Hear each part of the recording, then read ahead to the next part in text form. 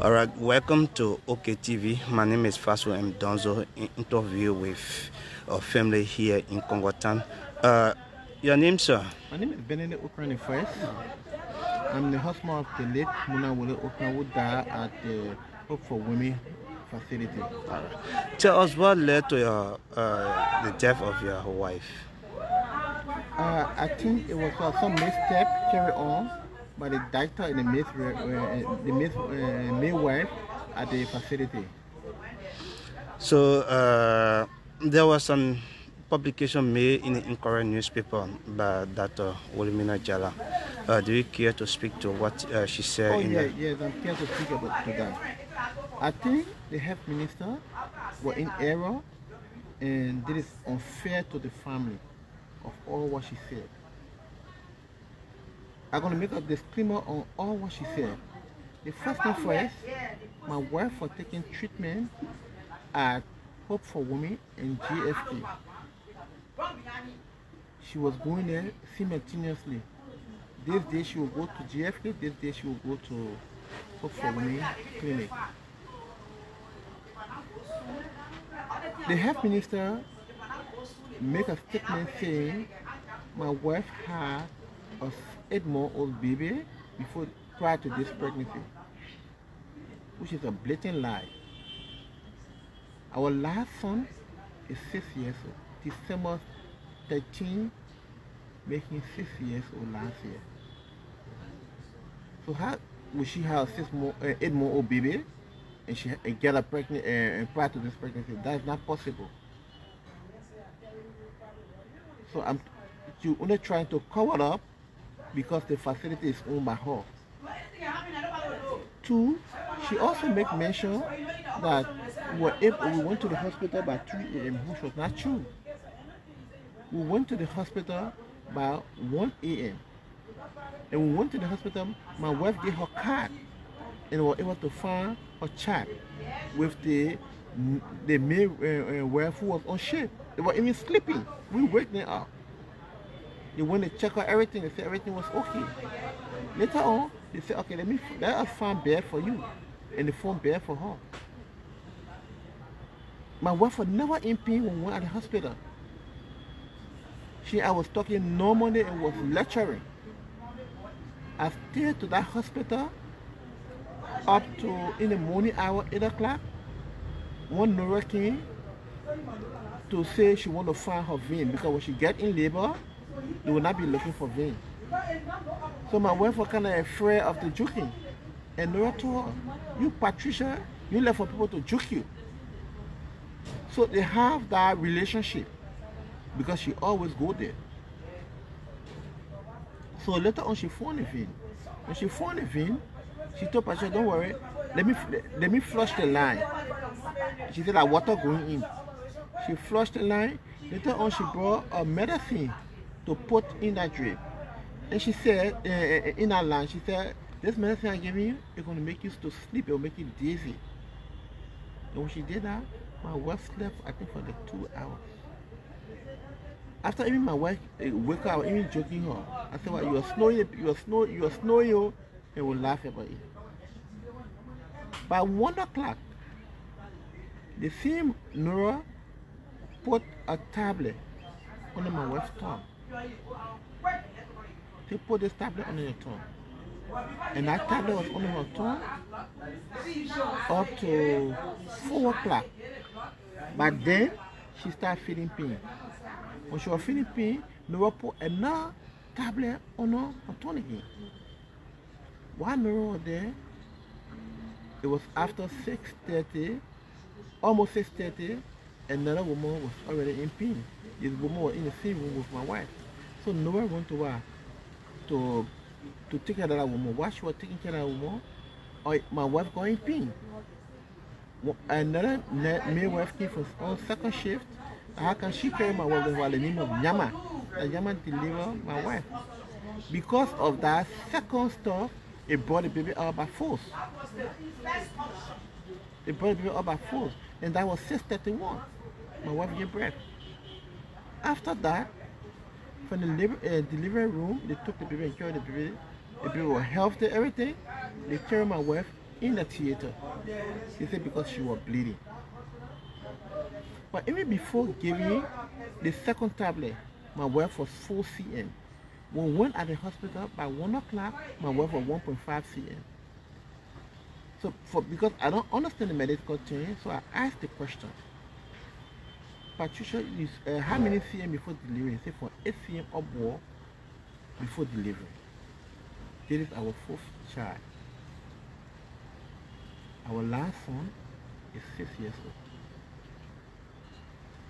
So I don't know whether it's the Maserati County Health Team or the Somalia Drive District Health Team or the Family Health Program from Ministry of Health that went to the facility, give Madam Jala this false information. They are twat the whole report. They lie. They change everything in the report. I know that for real. My wife was in the theater. They was working on her. After I left, afterward, a doctor by the name of Patrick, I think he's the resident doctor at Hope for Women. He came and ask my mother-in-law, where is the husband? Because in order to stop the bleeding, we have to take off her uterus. So my mother-in-law said, okay, but Benedict and Muna don't want to have child or children again. So I will sign. And she signed the paper. And Patrick went in the theater. He did not come outside. Later on, he sent for another doctor just before I could come. He and the doctor was in when I arrived. When I arrived, my mother-in-law explained to me that Patrick brought a paper that she should sign to take off her uterus in order to stop the bleeding. And by then they requested for blood. We bore 6 pounds of blood. Because that was even astonishing to me for the kind of blood we bore. I was asking questions. When my wife gave birth, she was talking normally. When they said they needed blood, she said my husband and I have the same blood. So based on that, my mother called me. So I keep driving. When I went there, they said, oh, they have given her 4 pounds of blood. They cleaning the other 2, they get 2 on reserve already. So no need to take blood from me. In that process, I saw a guy running. He ran to the hospital and he started wearing the doctor clothes to enter the theater. When he entered the theater, after 30 minutes, he called us. He called me and my brother-in-law. He called my brother-in-law first. When I saw my brother-in-law going, I followed him. When I followed him, then he said, we try. So he said, we try. My brother said, but there's a husband. I said, you try what? He said, we try all we could do. She couldn't make it. I entered the theater. I remember my wife lovely body lying down, her arm open. And it's like you bush a cow or you bush a pig. I have my wife lying there. But then all the nurses left the theater, all of them went outside. While we were in theater, the nurses were watching TV. So I asked for the Patrick doctor. I went to the office. The question I asked Patrick, I said, Patrick, what went wrong? The woman delivered according to you normally. What went wrong? He said the uterus were weak, so we have to take it. So I said to take it out. So I said, who took the uterus out? Was he a surgeon? He said no. I said, you what? He said you're a G1. I said, but Patrick, you killed my wife. If you say you're a G1, to carry on such procedure, you must get a surgeon to be able to do the right thing. But from 6:31 to 1 a.m., are you telling me my wife died? During that process, you couldn't refer her to somebody else or another facility because you know you couldn't handle that procedure? He couldn't say anything. Patrick was confused. So I said, you killed my wife. Then he said that they don't have a facility to keep the body. And already after one, there's nowhere to call a funeral home. So we should go come back in the morning. They will keep the body right there because the place has air condition. So the county health, most of the county health team, the Somali Drive district team, and the family health program for the Ministry of Health try to this whole report because it's all in the public. I'm not going after nobody, but the moment that come up and lie, we'll leave them with God. God will fight our battle. Thank you. All right. He's the husband of the late Muna. We are here in Congoton, but the incident he just from explaining occurred at the Hope of Women in Pinsville. Subsequently, we will be joining the mother of the late Muna. We'll be joining the mother of the late Muna because when the husband left the hospital, the mother of Mother, she was there, taking care of her. So everything that happened at the hospital, she was present.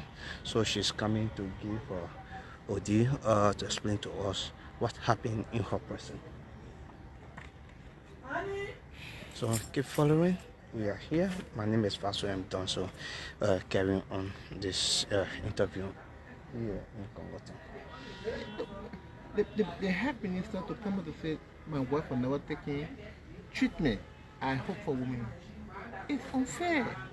But she had been someone that had been regularly visiting yes, her for on Thursday morning.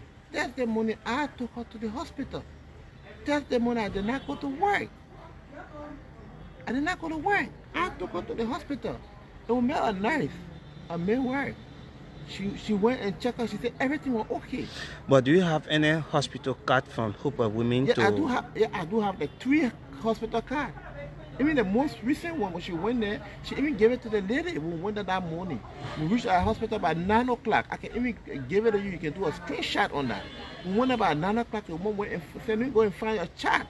The woman went and found her child on Thursday morning and said, "But everything okay. But go home. Just in case you feel any sound, you should come back." We were home by 12 o'clock.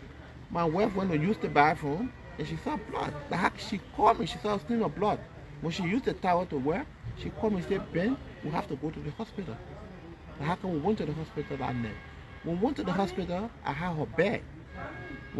So the nurse we met at the hospital by 1 o'clock, she explained to that midwife, they went in the room, they checked everything.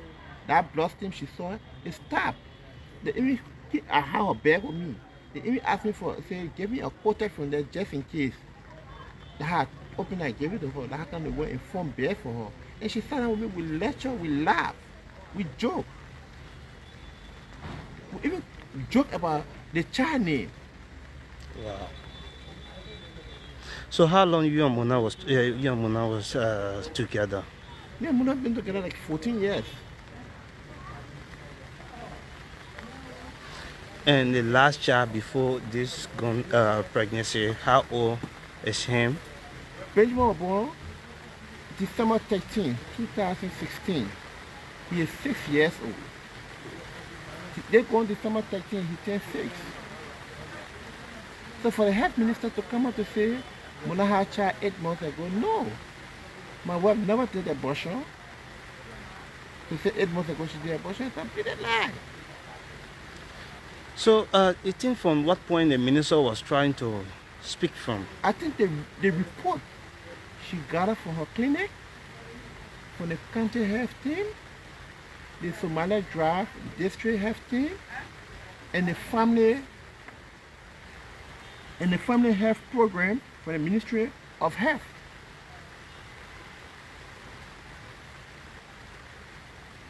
If you look at the whole thing, she's trying to protect her hospital.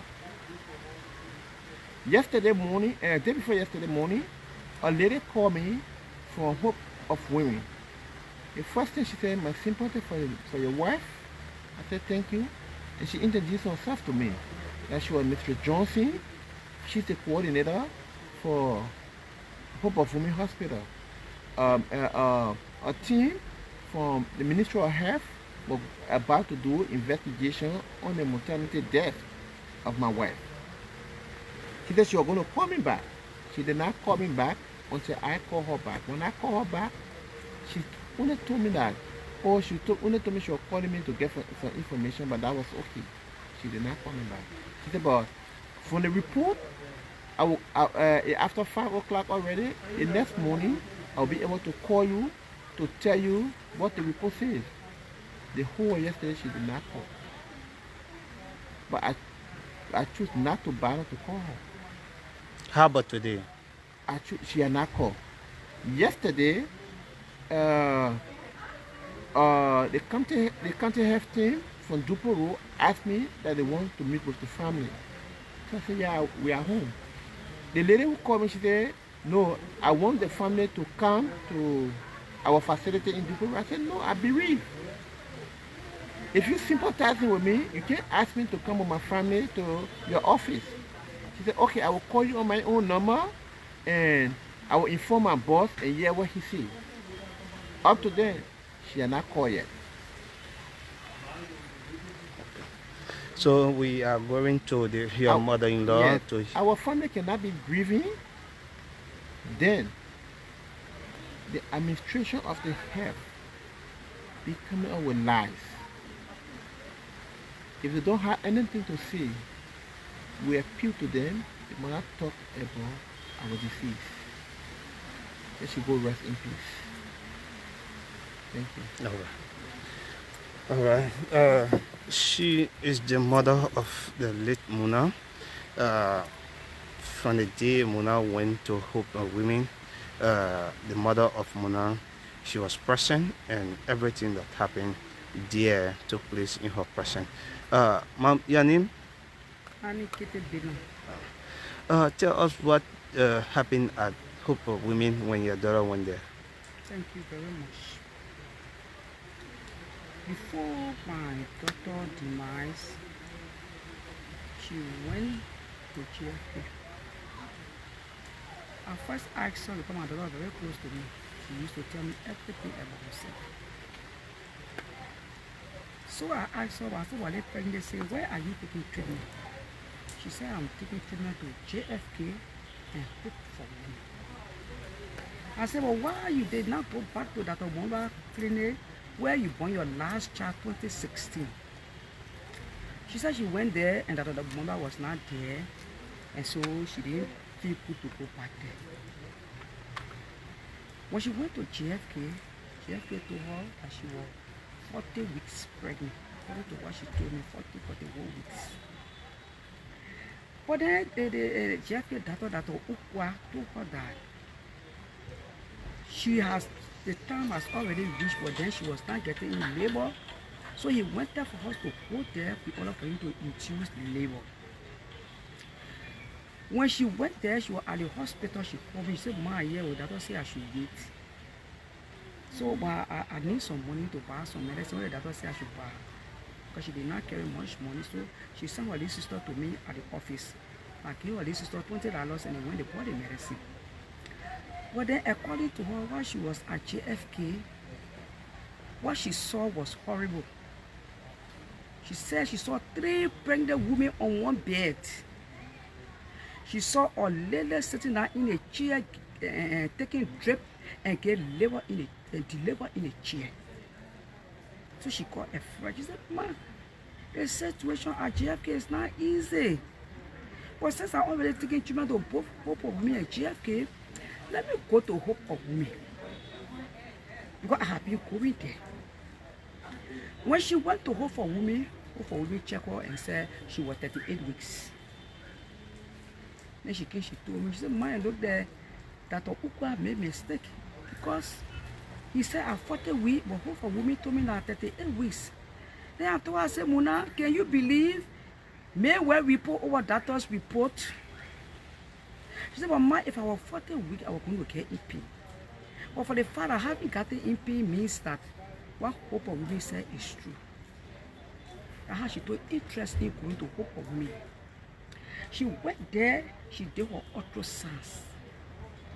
the same man Nura. She went there with her little sister, and they treated her, they checked her, and they told her that she was 38 weeks. 1 week after that Thursday, she went back. Man Nura said to her that she was 38 weeks. She told me, I said, but how can man Nura tell you that week before the lie you were 38 weeks? You go back again today, she said you're 38 weeks. I said, Mona, you got to be careful. I said, you got to be careful. Yeah. That is same night she and her husband went home, and by 12, they called me and said, Mama, I'm on my way to the hospital. 12 midnight. I said, you're on your way to the hospital? She said, yeah. So I got up, I started getting ready. When they got around 5 times again, she called me. I said, okay, I'm here. But when they got here, they did not pass.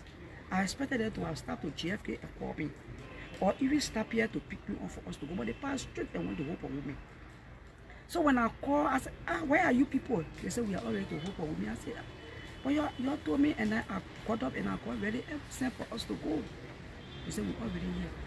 That's how I got ready and I followed by 5, before I think 4:30 to 5 a.m.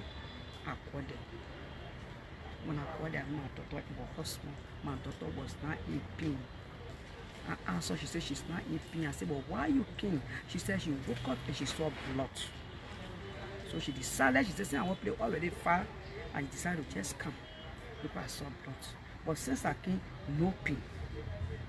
We sat down there.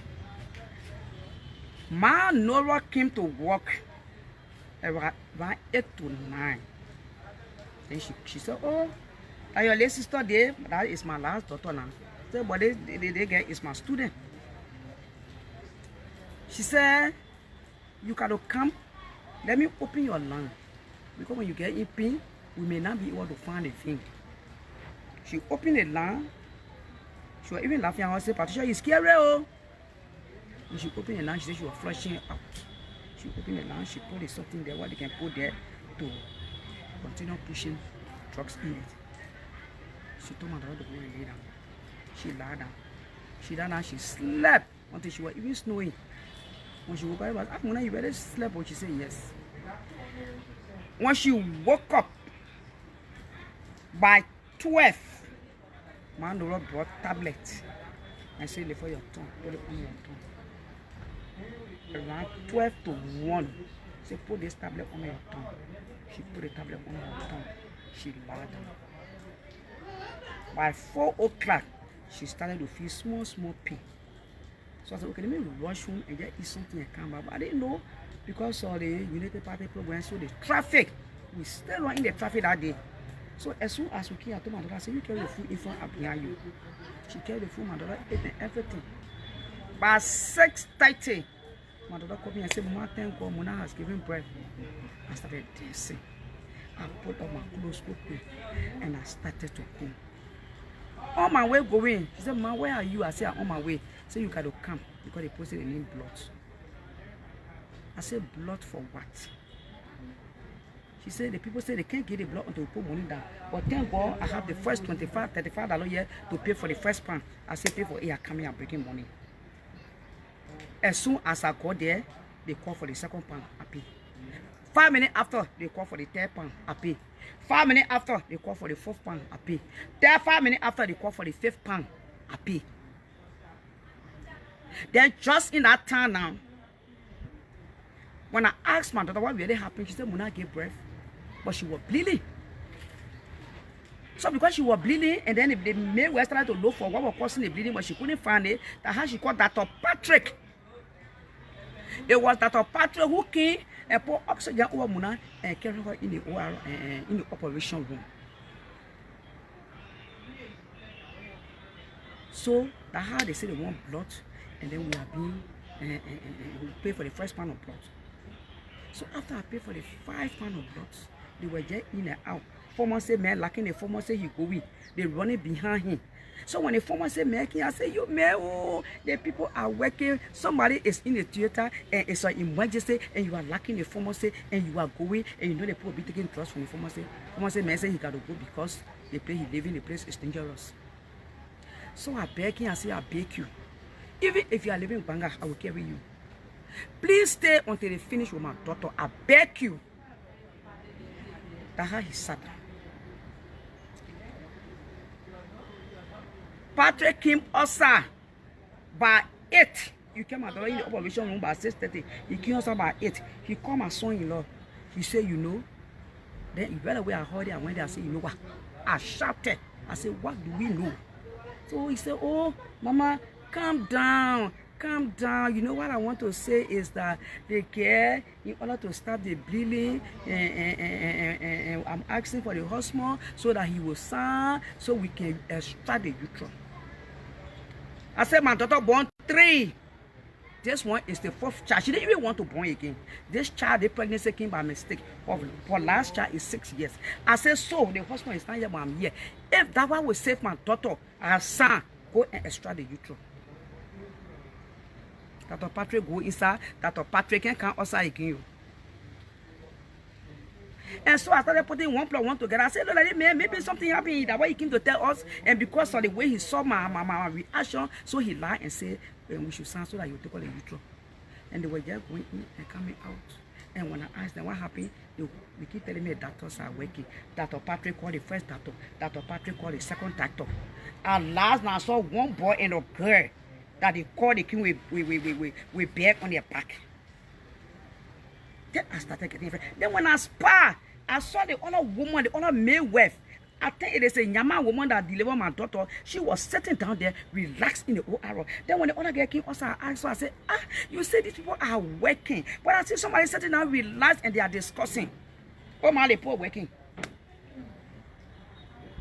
They hish. They could not come outside. We sat down. We sat down. We sat down. We sat down. It was almost 12 o'clock when they called my son-in-law. Then my daughter followed. To go and see my daughter lying down in a pool of blood. They get on the stretcher. The whole plate on the stretcher, that blood. That blood. That blood. Just like when you kill cow.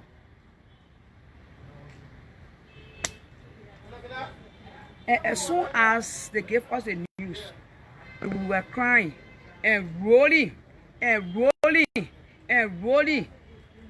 They went and sat down, they started to watch TV. Dr. Patrick went in your office and sat down and relaxed. After we cry. My son-in-law said, let's go and go see Dr. Patrick. I go in Dr. Patrick's office. I met all the nurses sitting down watching show. I go in Dr. Patrick's office. Dr. Patrick sitting down, relax. Then I told him, I say, you killed my daughter and you get the guts to come and sit down in your office. As if to say nothing happened. I said, this is your wife and children on the wall here. I said, well, woe unto you. I said, what you have done to my daughter. I said, you shall receive triple. And I will not lie. I said, with me at Hope Hospital, you are cursed for life. I said, you Lord be kidding. My daughter's blood will be the last blood. It is very bitter. I went to all of them that were lying to me one by one. And I started to curse them. I said, you are cursed. You that were lying to me, you came outside, you took all the PPE, you drop it. I said, what happened? He said, because you're sweating. Because all of you knew now that my daughter had died. I said, so you are cursed. Then when we came, when we put one plus one together, my daughter said, but Mama, my Nora is the one that caused the bleeding. And Dr. Patrick is the one that killed my sister.